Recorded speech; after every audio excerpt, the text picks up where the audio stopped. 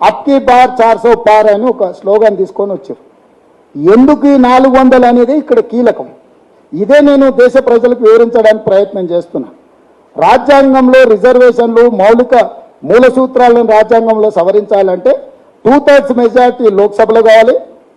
అదేవిధంగా 50% పైగా రాష్ట్రాలు శాసనసభలో కూడా దీన్ని ఆమోదించాలి. అందుకే ఈరోజు 400 సీట్లు వస్తే 2/3 మెజార్టీతోని అక్కడ చట్టం చేసి వివిధ రాష్ట్రాలలో 8 రాష్ట్ర ప్రభుత్వాలు కాంగ్రెస్ పార్టీ ఎన్నికైనా ప్రతిపక్షాలు ఎన్నికైనా వారిని పడగొట్టి వివిధ రాష్ట్రాలలో బీజేపీ సొంత ప్రభుత్వాలను ఏర్పాటు చేసుకున్నది. ఈ రిజర్వేషన్లను రద్దు చేయాలంటే లోక్సభలో 2/3 మెజారిటీ కోసం ఈ ఎన్నికల్లో అన్ని దుర్మార్గాలకు పాల్పడుతూ అన్ని రకాలుగా ఒత్తిడి చేసి లొంగ తీసుకొని పార్టీలను చీల్చి చివరికి అసహించుకునే పరిస్థితిలో ఎన్సీపీని చీల్చి